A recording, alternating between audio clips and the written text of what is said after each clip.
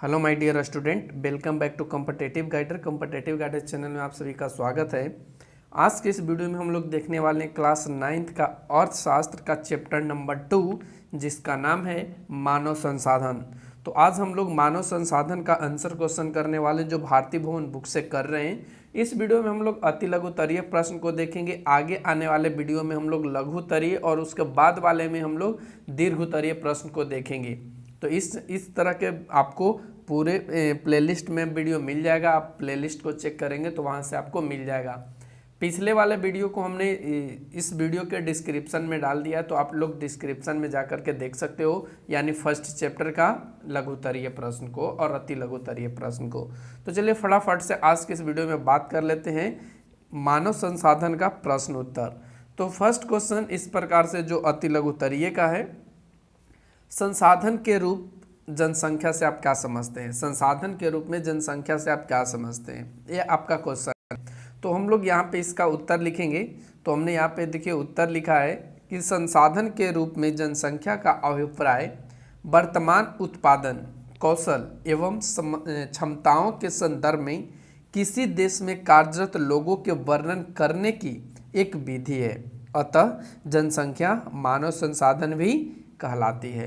तो आप इस तरीके से इसको नोट करेंगे। संसाधन के रूप में जनसंख्या से आप क्या समझते हैं? तो हम लोग यही समझते हैं कि जनसंख्या भी एक संसाधन है, और जनसंख्या कौन से संसाधन के अंतर्गत आता है? तो मानव संसाधन के अंतर्गत। हम लोग यही समझते हैं। चलते क्वेश्चन नंबर 2 पे। क्वेश्चन नंबर 2 में कहा है कि जनसंख्या में तीव्र वृद्धि होने पर कौन सी समस्याएं उत्पन्न होती हैं?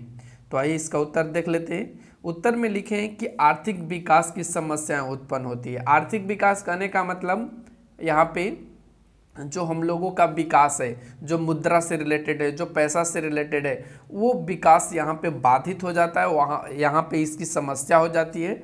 चलते क्वेश्चन नंबर 3 पे। 3 में कहा है कि बिहार की जनसंख्या का आकार कैसा है? तो जैसा कि आप लोग इस चैप्टर को पढ़े होंगे तो समझ में आया होगा कि जो बिहार की जनसंख्या है वो बहुत ही विशाल है। तो यहाँ पे इसकी आकार क्या लिखेंगे? बहुत विशाल, यानी बहुत बड़ा है। चलते क्वेश्चन नंबर 4 में पूछा है कि जनसंख्या की घनत्व से आप क्या समझते हैं? तो देखो, जनसंख्या का घनत्व कहने का मतलब एक निश्चित दायरा होता है, एक लिमिट सीमा होता है। उस सीमा के अंदर कहने का मतलब 1 किलोमीटर सीमा, वो कितना है? 1 किलोमीटर। तो 1 किलोमीटर में जितने व्यक्ति रहते हैं उसी को हम लोग जनसंख्या का घनत्व कहते हैं।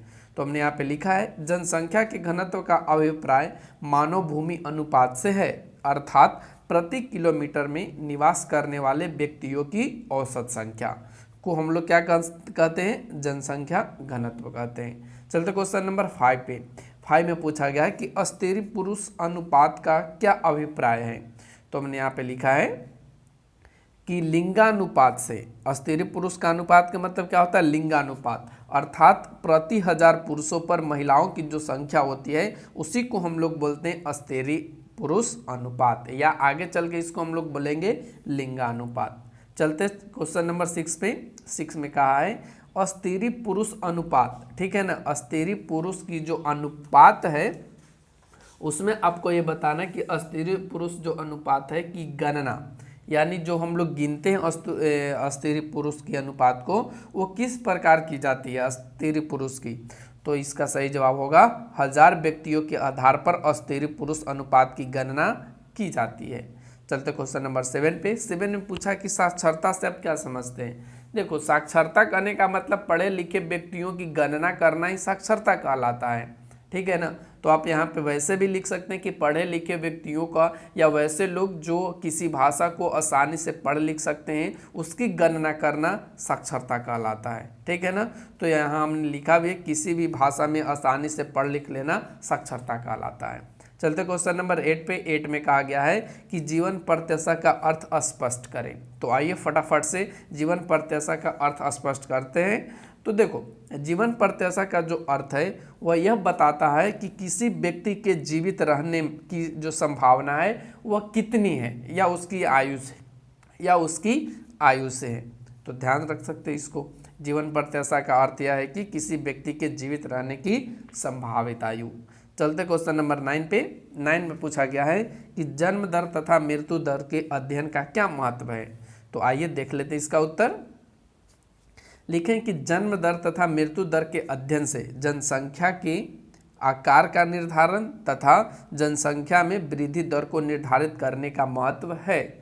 तो आप देख सकते हैं। चलते हैं नेक्स्ट क्वेश्चन, क्वेश्चन नंबर 10 में कहा गया कि कार्यशील जनसंख्या से आप क्या समझते हैं। कार्यशील जनसंख्या कहने का मतलब वैसी जनसंख्या जिसमें जो लोग हैं वो हमेशा कार्यों में जुटे होते हैं, वो हमेशा कार्य करते हैं, तो ऐसे जो जनसंख्या कहलाता है वो कार्यशील जनसंख्या कहलाता है। तो इसका हमने उत्तर यहाँ पे लिखा है कि वैसे जनसंख्या जो विभिन्न प्रकार के व्यवस्थाओं में लगी है तथा जिनके अंतर्गत लोग वास्तव में काम पर लगे हैं कार्यशील जनसंख्या कहलाते हैं। चलते क्वेश्चन नंबर 11 में कहा है कि बिहार की ग्रामीण एवं नगरीय जनसंख्या का अनुपात क्या है। तो देखो बिहार की जो ग्रामीण और नगरीय जनसंख्या का जो रेशियो है, जो अनुपात है, वो आपका 11.30% है। चलते हैं नेक्स्ट क्वेश्चन, क्वेश्चन नंबर 12 में कहा है मानव पूंजी निर्माण से आप क्या समझते हैं। तो देखो मानव पूंजी निर्माण करने का मतलब वह पूंजी से जिसमें मानव को अच्छा नॉलेज, अच्छा ज्ञान, अच्छा टेक्निक, अच्छा स्वास्थ्य, ये सभी उपलब्ध कराए जाते हैं। तो इस चीज़ों को हम लोग मानव पूंजी निर्माण कहते हैं। तो हमने यहाँ पे लिखा है शिक्षा, प्रशिक्षण एवं स्वास्थ्य द्वारा मानव संसाधन का विकास मानव पूंजी कहलाता है। चलते क्वेश्चन नंबर 13 में पूछा है मानव पूंजी निर्माण के 2 प्रमुख घटकों के नाम लिखें। तो देखो मानव पूंजी निर्माण के 2 प्रमुख घटक, सबसे फर्स्ट में आपका शिक्षा आएगा, क्योंकि शिक्षा के बिना मानव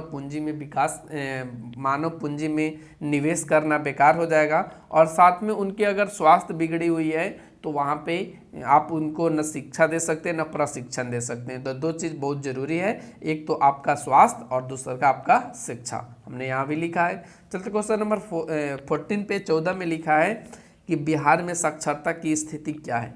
तो जैसा कि आप लोग इस चैप्टर में पढ़े होंगे तो इस चैप्टर में आप लोगों को पता चला होगा कि बिहार की जो स्थिति है साक्षरता में वो बहुत ही दयनीय है, यानी असंतोषजनक है। तो आप यहाँ पे लिख देंगे असंतोषजनक है या कह सकते हो कि दयनीय है। चलते क्वेश्चन नंबर 15 में पूछा गया है कि प्रारंभिक शिक्षा से आप क्या समझते हैं। तो देखो प्रारंभिक शिक्षा कहने का मतलब ये है कि जब बच्चा पढ़ने के लिए स्टार्ट करता है या स्कूल जाना स्टार्ट करता है, उसी चीज़ को हम लोग कहते हैं प्रारंभिक शिक्षा। और ये क्लास 6 एक कक्षा नहीं कह सकते हो, ये उम्र कह सकते हो।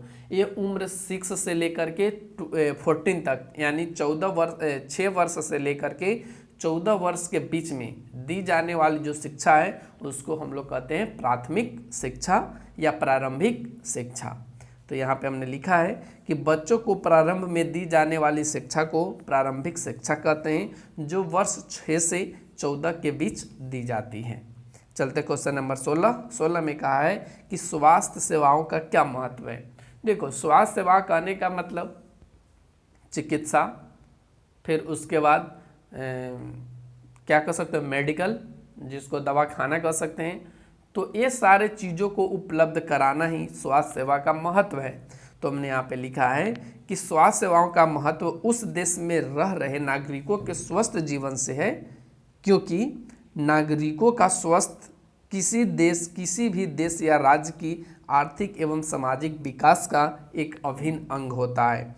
तो यदि ये सभी स्वास्थ्य सेवाओं के माध्यम से नहीं दिया जाएगा, ये सभी चीज़ स्वास्थ्य सेवाओं के द्वारा नहीं देखा जाएगा, निर्धारित नहीं किया जाएगा, तो वहाँ के व्यक्ति स्वस्थ कैसे रह पाएंगे, नहीं ना। तो यही इनका महत्व है। चलते क्वेश्चन नंबर 17 में कहा है कि आवास से आप क्या समझते हैं। देखो आवास कहने का मतलब जनरली ये होता है कि रहने की जगह, ठीक है ना, जैसे कि मकान। और आवास का मतलब सिर्फ यही नहीं होता है कि रहने का मकान। आवास का मतलब ये भी होता है कि आप कौन से वातावरण में रह रहे हो, आप कौन से जगह पे रह रहे हो, क्या वहाँ पे स्वच्छ पानी है, क्या वहाँ पे स्वच्छ हवा है, क्या आपके आसपास के लोग अच्छे हैं। तो वही अगर गलत होता है या वही चीज़ यदि सही होता है तभी आवास कहा जाता है। यदि गलत है तो आप उसे आवास नहीं कह सकते हो।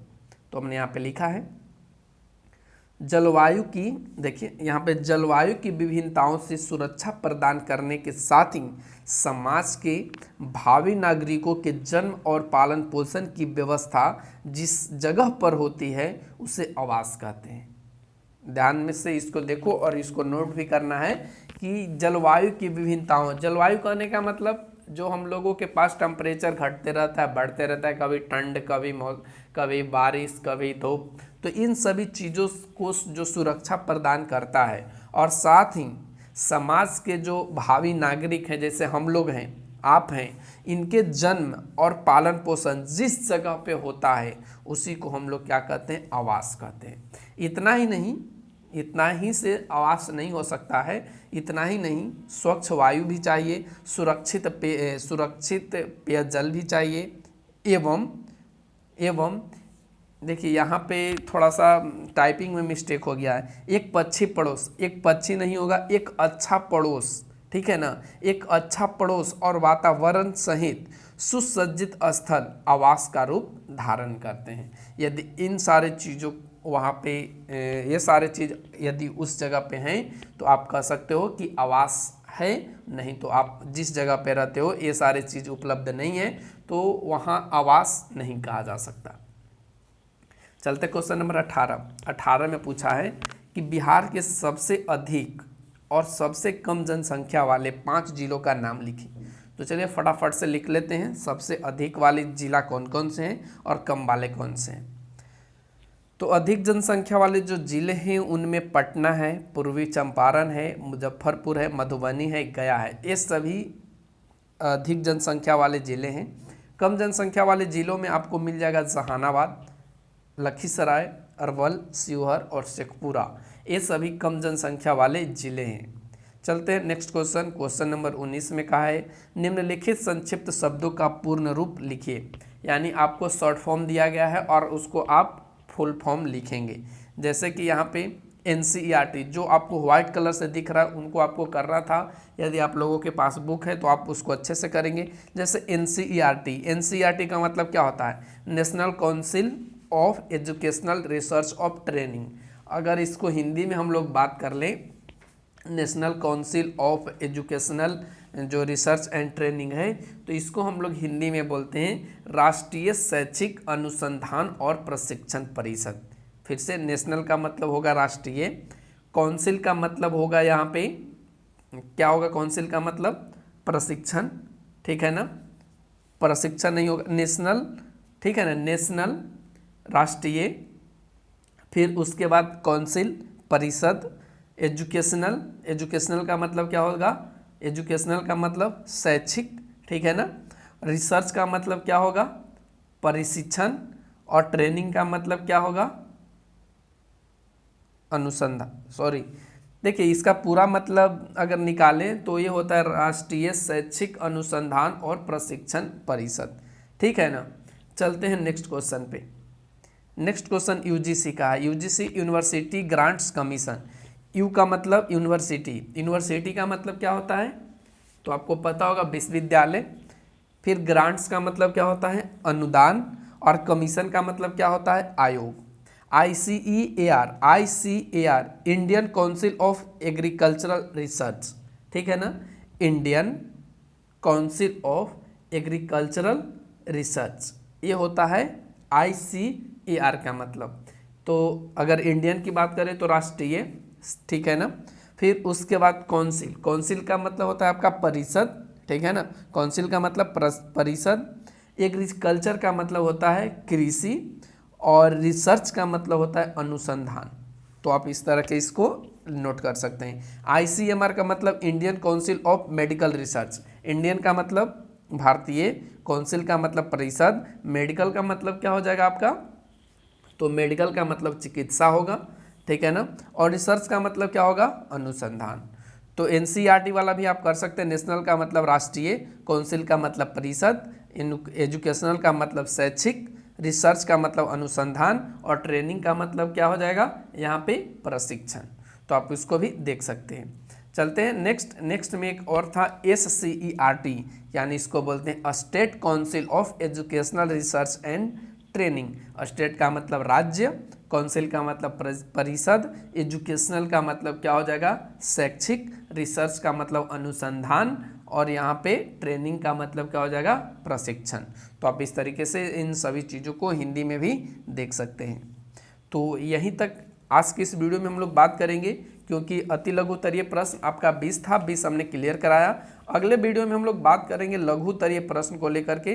तब तक के वीडियो को आप शेयर करें और दोस्तों में भी आप लोग शेयर करें ताकि उन लोगों के पास भी पहुंचे और वो लोग भी इसे देखें। तो आज के लिए बस इतना ही। Thanks for watching, take care, bye bye.